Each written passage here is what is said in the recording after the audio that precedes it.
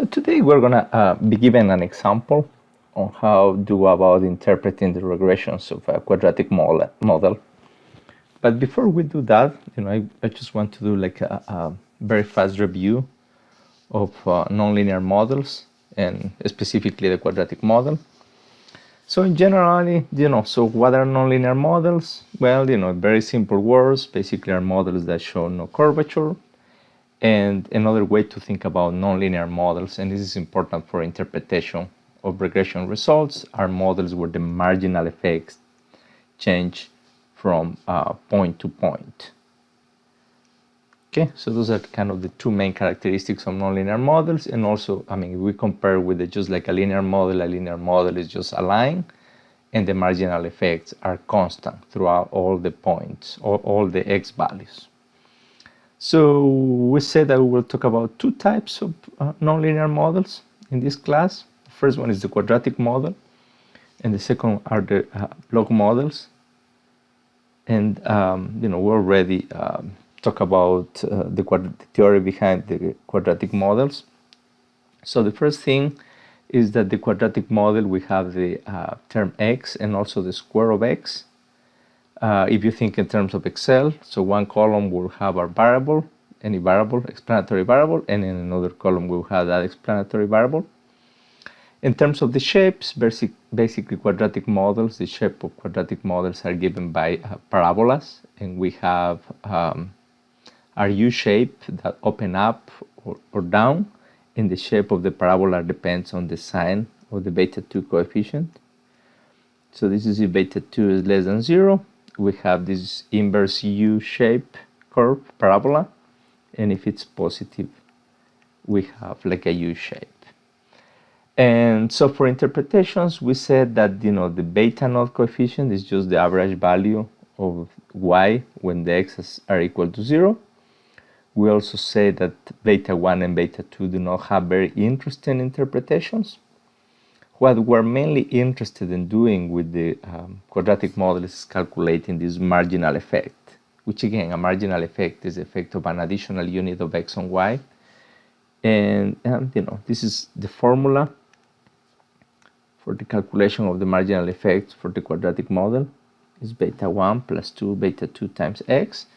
And of course, this formula reflects the fact that this marginal effect changes as the value of x changes, as we can show here. And also with quadratic models, if we make this derivative equal to 0, then we can solve for the value of x that corresponds to a maximum of our minimum in the quadratic model, and that's we call it x star, and that's sometimes confusing. That's an x star mix optimum, and that's equal to minus beta 1 divided by 2 beta 2. That's how we find the point x that maximizes or minimizes. In terms of our graph, basically what we're talking about is this point or this point here, depending on the shape of the parabola. This would be our optimum values. Okay, so that's kind of the summary. So now let's see how is that we can apply all this theory in the context of a specific example. Okay, so you have this handout. So in the past, we have been looking at the effect of experience of wages. So our dependent variable is wage, and the explanatory variable is experience. So we want to see if the potential for having some sort of curvature in this relationship between wages and experience in the past. We were only assuming that the relationship was linear. So basically, and since we're talking about the quadratic model, the population model that we're considering is given by wage as a function of experience and experience square. Okay, so this is the population model that we're considering. We have 526 observations. We had used that data set before. Of course, the units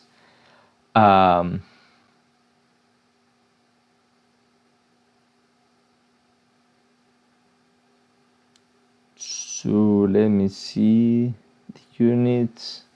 So this is dollars per hour. So that's average hourly earnings, and of course years of experience is just given in years. So it's good to have in mind later on for interpretations. So these are the results. The R-square is a little bit low, but that sometimes happens when we have cross-sectional data. We have 526 observations. This is the standard error of the regression. As usual, the first thing that we're supposed to be looking at is the p-value of this statistic to see if this model is useful for prediction. So the model is useful for prediction. So it's worth to do all the other analysis that we're going to be doing today. Remember, this p-value evaluates the overall significance of the regression. This p-value is less than 0.01. Okay, and we have our coefficients, we have our intercept, we have the coefficient corresponding to experience and the coefficient corresponding to beta 2. Okay, so you are familiar with all this data. So again, some summary statistics. This is a bit of data that's all. Wage average 5.89 dollars per hour, experience 17 years, and there is variability in experience from 1 to 51, and wages from 50 cents to almost $25 per hour. Okay, so we have variability for the estimation. Okay, so now let's try to go over the problem for interpretations of the results. So the first thing, and also to practice some of the topics that we cover. So the first question has to do with using the question form format to report regression results, include coefficients, standard errors, and all the things that we're supposed to do. So using this format, basically what I'm going to be doing is, so remember, I'll be reporting the coefficients, the standard errors, and also for the question form we need the R-square, the F statistic, the p-value of the statistic, and the number of observations. So I'll be using all of this information and I'll be reporting it in equation format. So 3.7254 plus 0.2981 experience minus 0.061. I think that we were using experience to be consistent with the way I called the variables before. Experience, and this is a square. So remember equation form, we're supposed to report also the coefficients.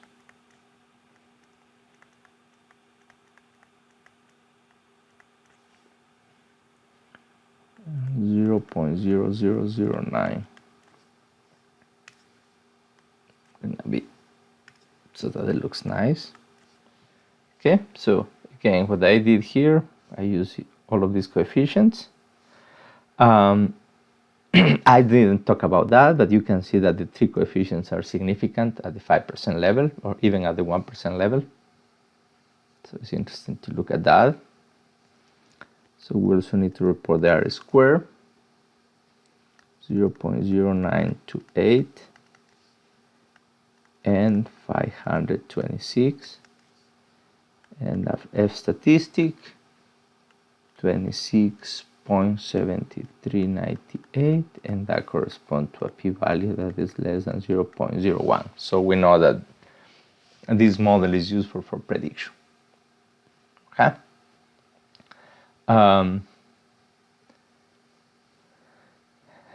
Again, so remember, if the model is useful for prediction, if I were to ask you to interpret R-square, you will say that 90.28% of the variability in wages is explained by the model, or you can say by experience. Okay, so again, R-square, that's a bit low, but F tell us that the model is useful for prediction. Okay, so let's continue. So this question, is there evidence of nonlinearities in the relationship between hourly wages and years of experience? In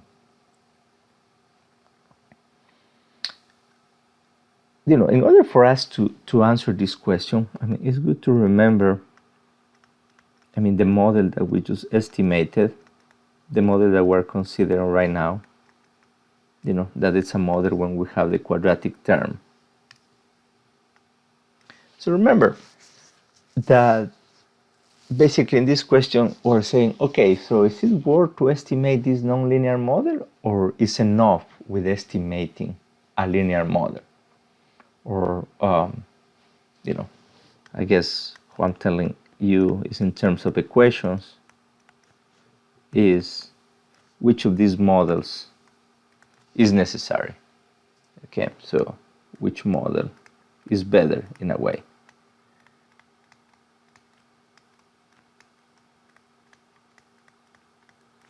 Okay, do I only need a linear model, or really I need to be estimating a nonlinear model?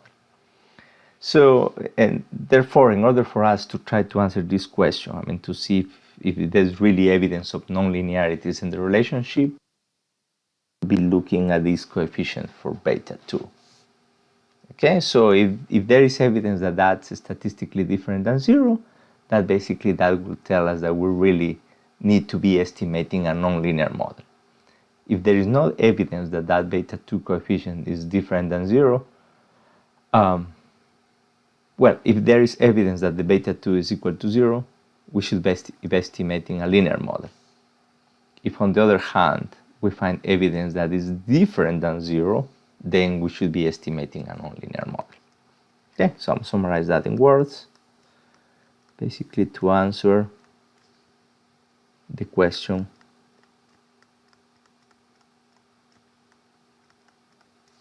we look at the beta 2 coefficient.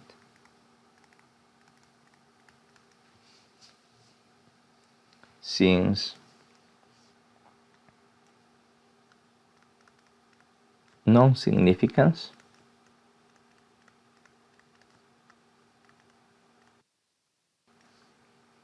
of beta 2 means that a linear model is enough.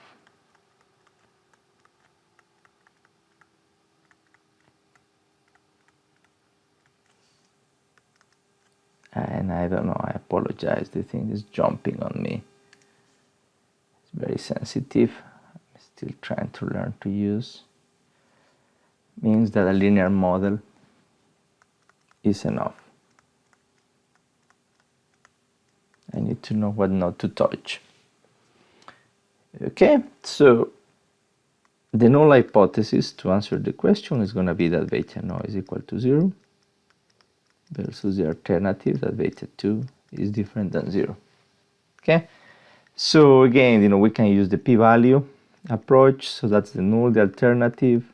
If we use an alpha of 0.05, the p-value for all of the coefficients was less than 0.01, and I'm going to go back. So I'm talking about this p-value for beta 2 hat, you see?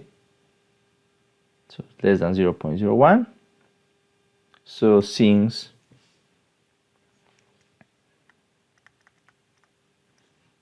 the p is less than the level of significance, we reject the null hypothesis, and we can say that there is evidence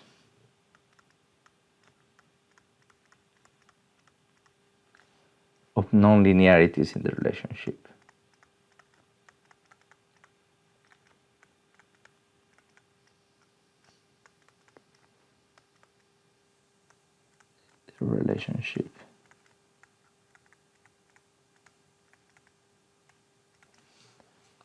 Okay, so again, so if we're interested in looking at some sort of formal test to see if we really need nonlinear models, we look at that beta 2 coefficient, because if that's different than 0, that means that we need a nonlinear model.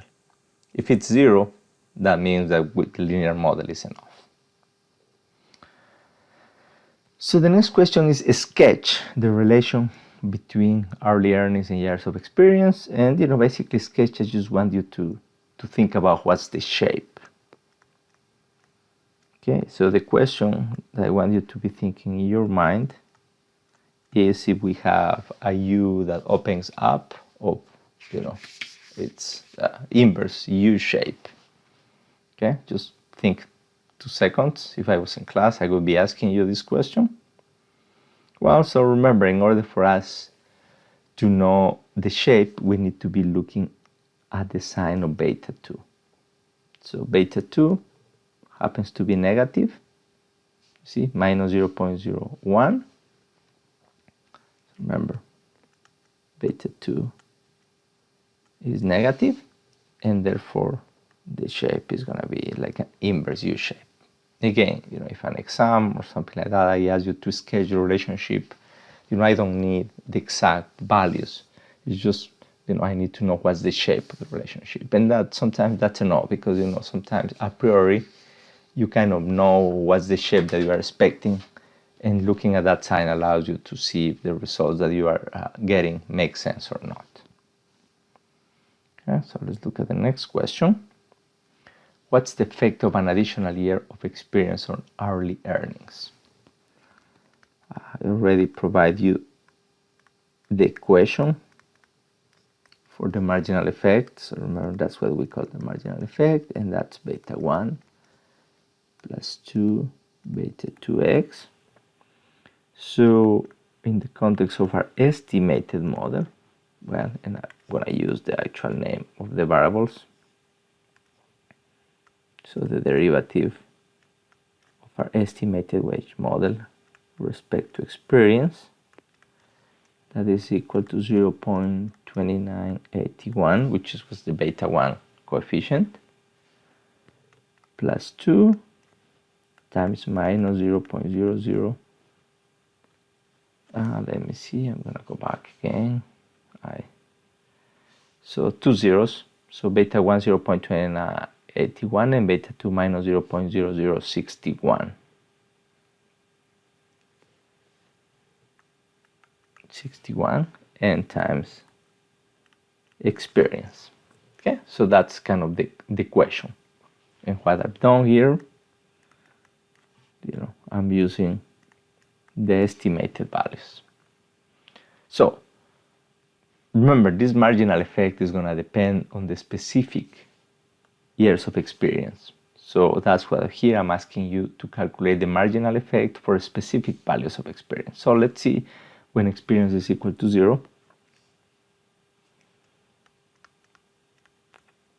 So the wage,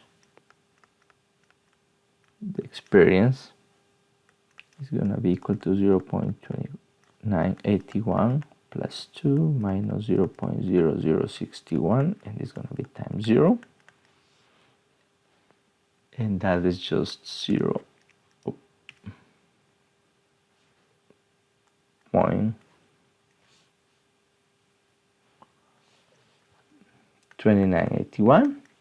And again, so remember, this is the marginal effect. So if we were to interpret, we would say that an additional year of experience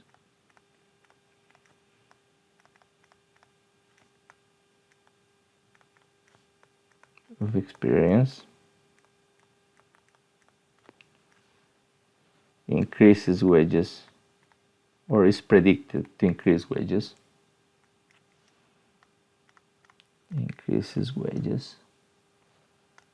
by $0.2981 per hour. But this is for someone, this is for someone with 0 years of experience.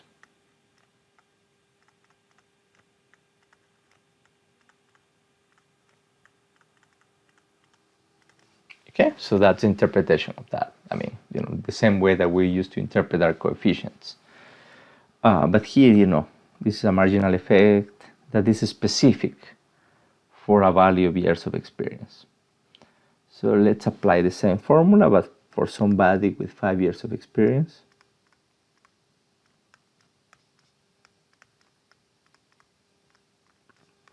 So it's equal to 0.2981 plus 2 times minus 0.0061 times 5, and that should give us 0.2371. And again, if we were to write interpretation, we will say that an additional year of experience increases wages by $0.2371 per hour for somebody who has 5 years of experience. Okay, if you think graphically, kind of what's going on here. So here we had that slope at the beginning that is larger. Okay, so it's 0 years of experience, and once we have 5, you see the slope is slightly smaller. So this slope here is 0.2371, and the slope here was supposedly 0.2971. Okay, so it kind of makes sense, the results that we're getting. So remember, another thing that we can do with the quadratic model is to find what is the value where the function is maximized or minimized. In this case, we have an inverse U shape, so we can find the maximum. So remember again, this is just a matter of applying a formula. We say that in general is minus beta 1 divided by 2 beta 2. In our context, experience is going to be minus beta 1 hat divided by 2 beta 2 hat. So 0.2981, which was value estimated for beta 1 hat, divided by 2 times minus 0.061, and that gives us 48.87. Okay, so if we were to graph this thing, again, what that is telling us, that the point where experience is maximized is 48.87. Now, something that you have to be careful sometimes is need to check if the value that is maximizing the function is actually within the range of values that we have observed. So in order for us to do that, what we can do is we can go, and that's where the summary statistics are important. So let's see what's the minimum and maximum values of experience that were observed. You see the minimum was 1 and the maximum was 51. So actually the value that we experienced, 48, is in the range of observed values for experience. Okay, so you have to be careful to make sure that you are not extrapolating. Extrapolating is, the maximum could be outside the range of values that we observe. And actually, as a matter of fact, if you think about it, we didn't have a value for 0. The range of observed values were between 1, I'm going to do that graph at the end. So the range of observed values were from 1, let me see, I'm going to do, so this is 51, and this is 1. Okay, so you see this is the range of observed values. So our optimum, our maximum, is actually within the range of observed values. Okay, so basically, as you can see, quadratic models are very easy to use. Of course, very easy to estimate. You should all be able to estimate quadratic models and interpret all the results. Several things to remember. Basically, everything that we talk about in terms of, how do we go about using the quadratic model are summarized, and we summarize them at the beginning of the class. Okay, well, we'll continue with the log models in our next class.